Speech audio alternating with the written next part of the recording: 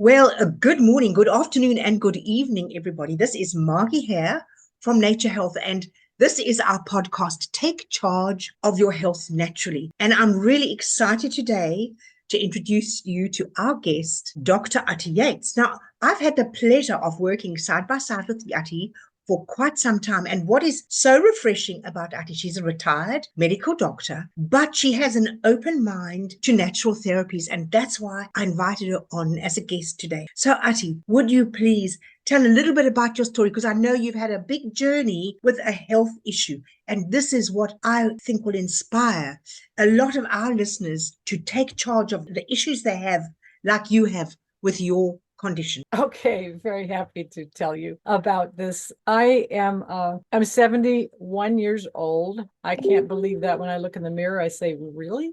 Okay, I am. And I've been very healthy. We, as a family, eat a very whole foods, organic diet. Everything we eat, is good that way. And we get good exercise. So we do that part, but you never know really what happens to you, even when you do it all right. And in March the 6 months before that, I developed symptoms, which I diagnosed myself as rheumatoid arthritis. And I asked for the laboratories to be done. And I made an appointment with a rheumatologist, and indeed he thought so too. And with rheumatoid arthritis, you need to get right on drugs. I know that as a physician, even though I think that a lot of times if you can do something without drugs, it's a good idea. And so I did.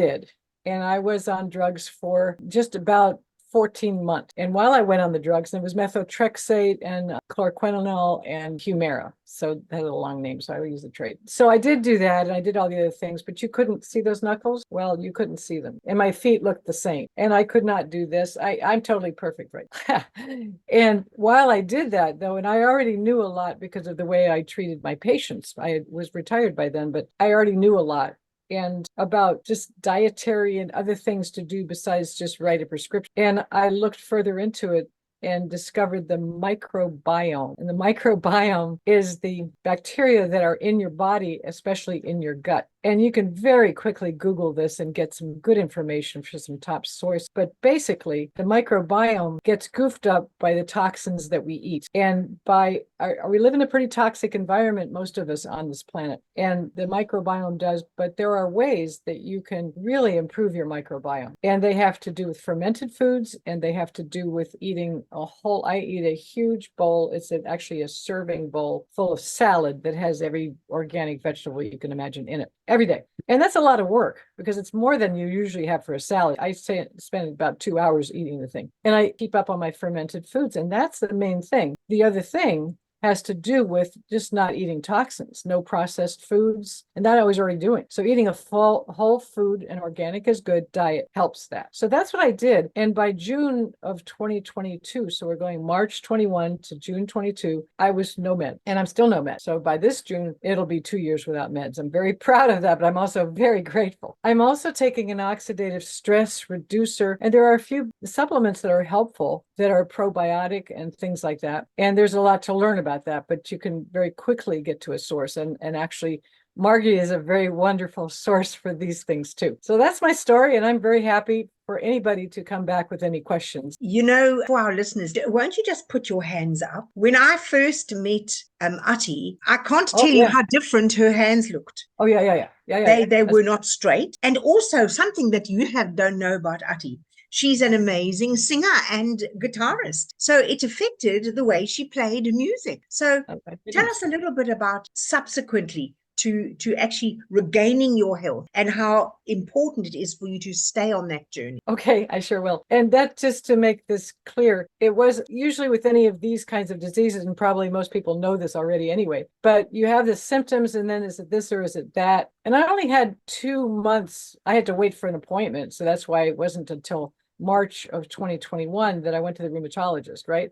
But I had a couple of months where I just knew, and by that time I knew. So it was March, and then Margie and I met in October of that year, 2021. And I was only halfway through my journey of doing something to get away from having to take the drug. So that's how we got to. So she's right. She saw how I did not have knuckles.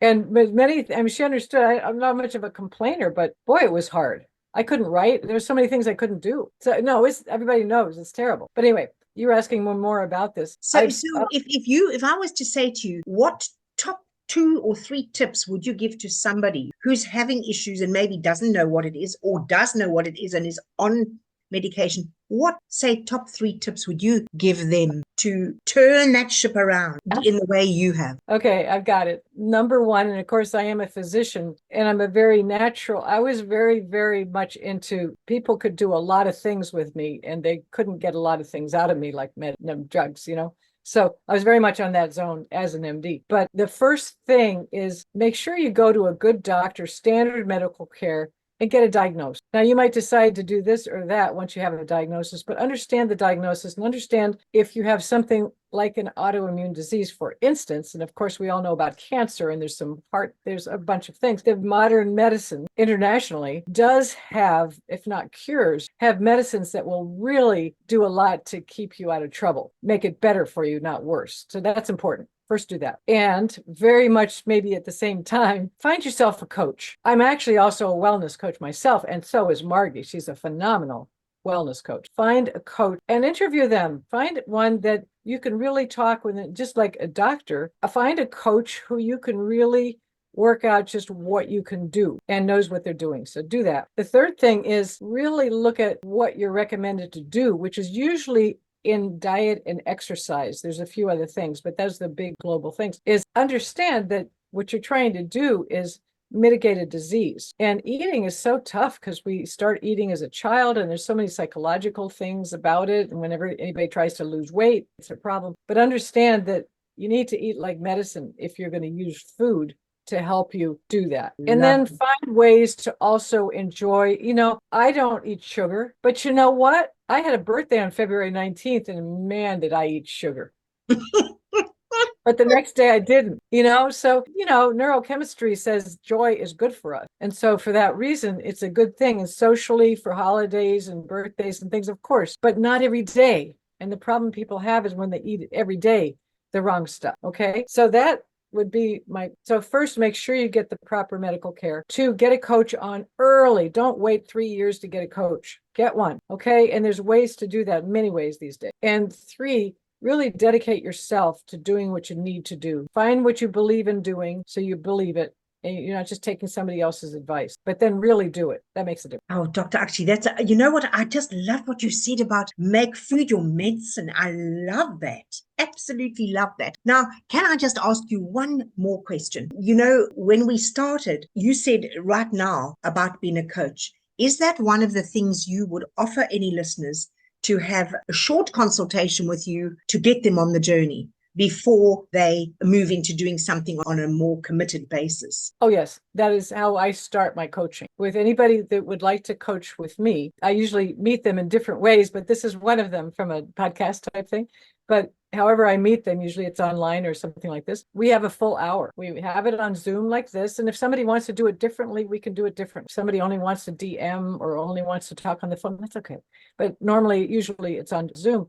And then if it's you, then you and I will see if we're a good match for coaching, and sometimes you are and sometimes you aren't. And we'll see if the types of things you're willing to do in more grand scheme of things are things that I could say, yeah, let's try that. And Fantastic. so we craft that. So any listeners who want to get hold of Ati, all the details are below, as you can see on the screen. And I know I can highly recommend Ati in this area with her personal experience and her medical background. So Ati, a huge big thank you from me, and I'm sure our listeners are going to pick out the pearls of wisdom that you've passed on, and we'll see you again next time. Ati, thank you so much. Okay. You're so welcome.